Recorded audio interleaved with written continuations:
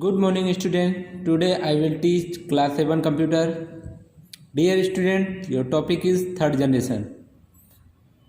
Students, इससे पहले के चैप्टर में हमने आपको सेकेंड जनरेशन तक बताया था. अब हम लोग थर्ड जनरेशन पढ़ते हैं. The period of third generation being from 1965 to 1971. Third generation का जो टाइम पीरियड था वो 1965 से लेके 1971 तक चला. The third generation of computers was marked by the use of integrated circuits, जिसे हम लोग IC कहते हैं, in place of transistor. Third generation के कंप्यूटर में ट्रांजिस्टर के स्थान पर IC का प्रयोग किया गया, जिसे इंटीग्रेटेड सर्किट कहा जाता है. A single IC has many transistors, resistors and capacitors along with the associated circuits. एक ट्रांजिस्टर में कई सारे आईसी, रजिस्टर, कैपेसिटर जो कि कंपोनेंट्स होते हैं, इलेक्ट्रॉनिक कंपोनेंट्स होते हैं, और पूरा जो सर्किट्स होता है वह एक ही आईसी में कंबाइन कर दिया गया, एक ही आईसी में जोड़ दिया गया. एक छोटी सी आईसी में कई सारे रजिस्टर्स, कैपेसिटर्स और ट्रांजिस्टर्स वगैरह को इंक्लूड कर दिया गया. The IC was invented by Jack Kilby. IC का प्रयोग जैक किल्बी द्वारा किया गया. आईसी का आविष्कार जैक किल्बी द्वारा किया गया. This development made computers much smaller in size and more reliable and efficient them earlier. IC के विकास से पहले की तुलना में कंप्यूटर का साइज बहुत ही छोटा हो गया और कंप्यूटर और ज़्यादा रिलायबल हो गया, और यह पहले की अपेक्षा और स्पीड से भी कार्य करने लगा. In this generation remote processing, time sharing and real time multi programming operating system were use. इस जनरेशन के कंप्यूटर में remote processing, time sharing, real time multi programming operating system का प्रयोग किया गया. High level languages. इस generation के computer में हाई लेवल लैंग्वेजेस का प्रयोग किया गया, जैसे Fortran 2.4, COBOL, Pascal, PL1, BASIC, ALGOL 68 ETC. तो इस पीढ़ी के कंप्यूटर में ये सारी लैंग्वेजेस का भी इस्तेमाल किया गया. The main features of third generation. Third generation के जो मेन फीचर्स हैं वो हैं आईसी यूज्ड. इस जनरेशन के कंप्यूटर में आईसी का प्रयोग किया गया. स्मॉलर इन साइज, यह साइज में छोटा हो गया. फास्टर, स्पीड इसकी बढ़ गई. स्टिल कॉस्टली, लेकिन यह अब भी महंगा है. कंज्यूम्ड लेजर इलेक्ट्रिसिटी कम कंज्यूम करने लगा पहले की तुलना में. मोर रिलायबल, प्रीवियस जनरेशन की तुलना में यह जो है ज़्यादा रिलायबल हो गया. Generate laser heat, come heat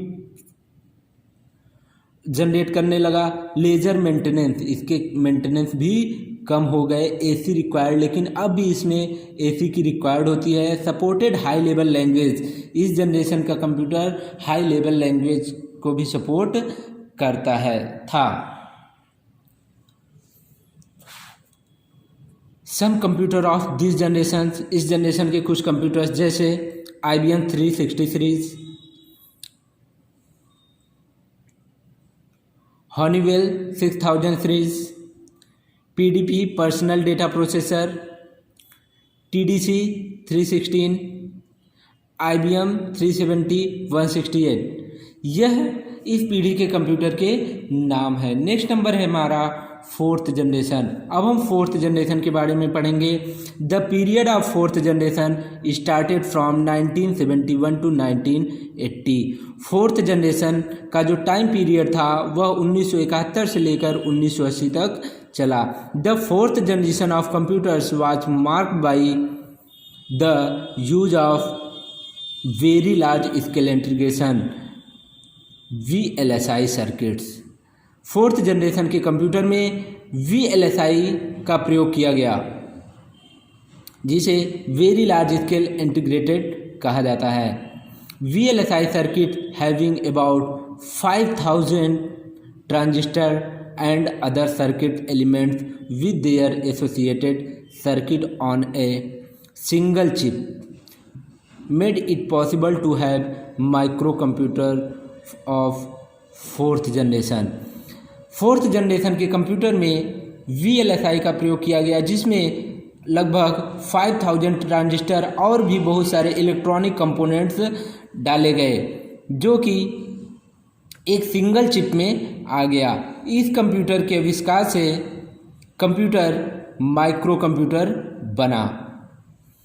fourth generation computer become more powerful, compact, reliable and affordable as a result. They give rise to personal computers revolution.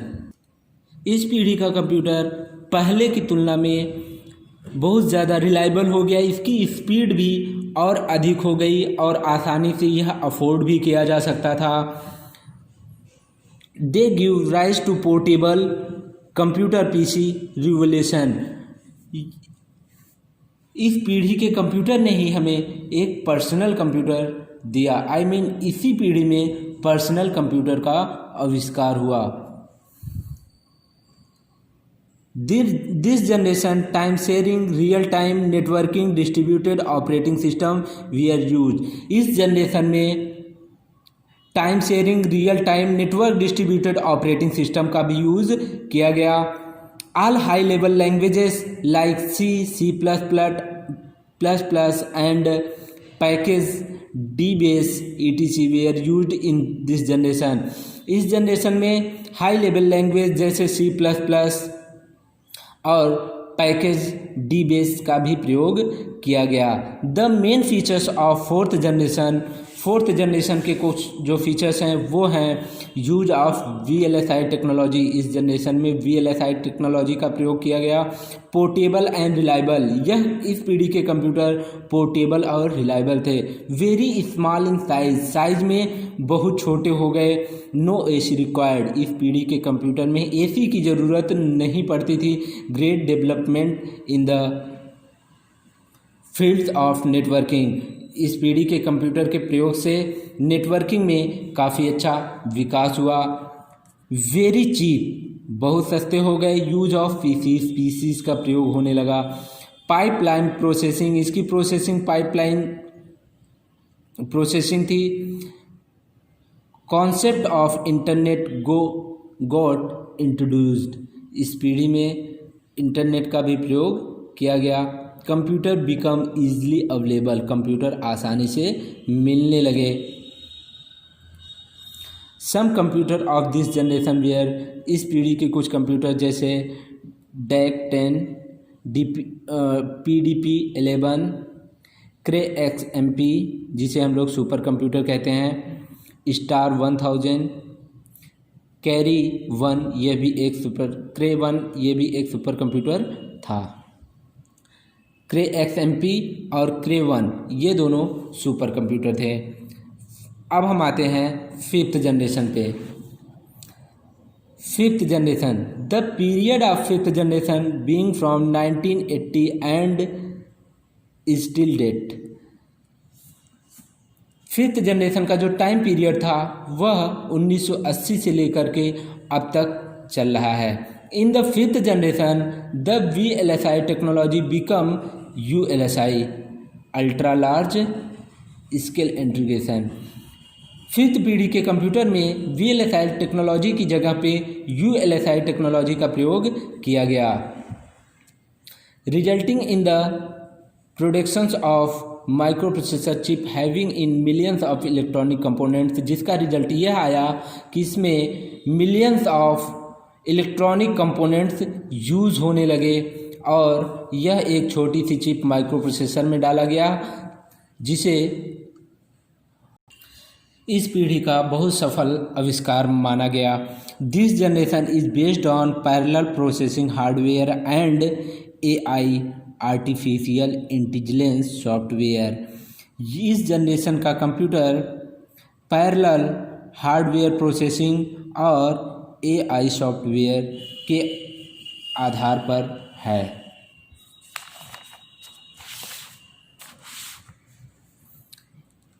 AI is an emerging branch in computer science which interprets the means and methods of making computer think like human beings।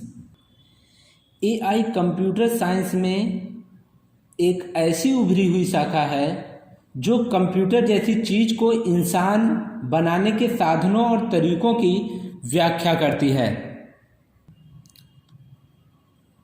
All the higher level languages like C and C++, Java, .NET, etc. are used in this generation। इस generation के computer में सभी high level language जैसे C, C++, Java, .NET का प्रयोग किया जा रहा है। AI आर्टिफिशियल इंटेलिजेंस में क्या क्या चीज़ें इंक्लूड्स हैं उसके बारे में बताया गया है, जैसे रोबोटिक्स हो गया, नेचुरल नेटवर्क्स हो गया, game playing, natural languages understanding and generation, मतलब प्राकृतिक लैंग्वेज को समझना, development of expert system to make decision in real life situation. जिस तरह से एक ह्यूमन अपनी रियल लाइफ सिचुएशन में कोई डिसीजन ले सकता है, उसी तरह से कंप्यूटर्स को भी इस तरह से डेवलप किया जा रहा है कि वह अपने रियल लाइफ सिचुएशन में खुद से डिसीजन ले सके। The main features of fifth generation are, अब जो है फिफ्थ जनरेशन की जो मेन फीचर्स हैं उसके बारे में इसमें दिया गया है, जैसे ULSI टेक्नोलॉजी, इस पीढ़ी के कंप्यूटर में ULSI टेक्नोलॉजी का प्रयोग किया गया।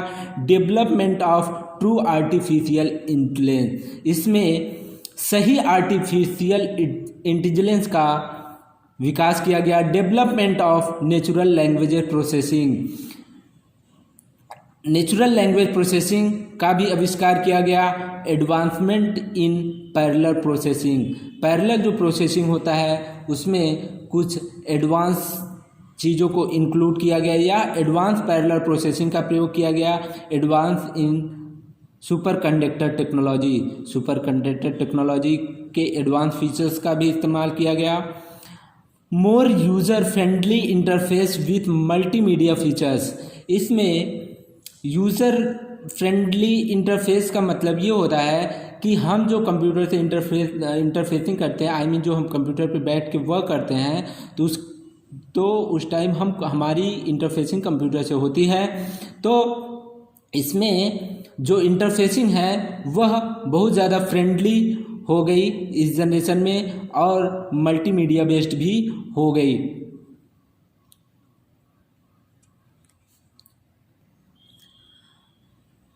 Availability of very powerful and compact computers eight cheaper rates, इस पीढ़ी का कंप्यूटर आसानी से मिल जा रहा है और इस पीढ़ी के कंप्यूटर बहुत ही ज़्यादा पावरफुल और कॉम्पैक्ट होते हैं और बहुत ही सस्ते रेट में हमें मिल जा रहे हैं। सम कंप्यूटर्स ऑफ दिस जनरेशंस, इस जनरेशन के कुछ कंप्यूटर जैसे डेस्कटॉप हो गया, जो जिसमें मॉनिटर, कीबोर्ड, CPU ये सारे अलग अलग होते हैं, उसी को हम लोग डेस्कटॉप बोलते हैं। Notebook, Chrome books, laptop, ultra books, ये सब इस पीढ़ी के कंप्यूटर के नाम हैं। करंट में फिफ्थ जनरेशन ही चल रहा है, जो हम PCs यूज कर रहे हैं वो सारी PCs फिफ्थ जनरेशन की PCs हैं। तो डियर स्टूडेंट्स, आज के लिए बस इतना ही। अब नेक्स्ट टॉपिक है आपका hardware and software. Students, first day April में ही हमने आपको हार्डवेयर एंड सॉफ्टवेयर का एक स्ट्रक्चर दिया था, जिसमें हमने हार्डवेयर एंड सॉफ्टवेयर के बारे में बताया था। तो आप लोग उसको प्रिपेयर कर लीजिए। Okay, thanks, that's all.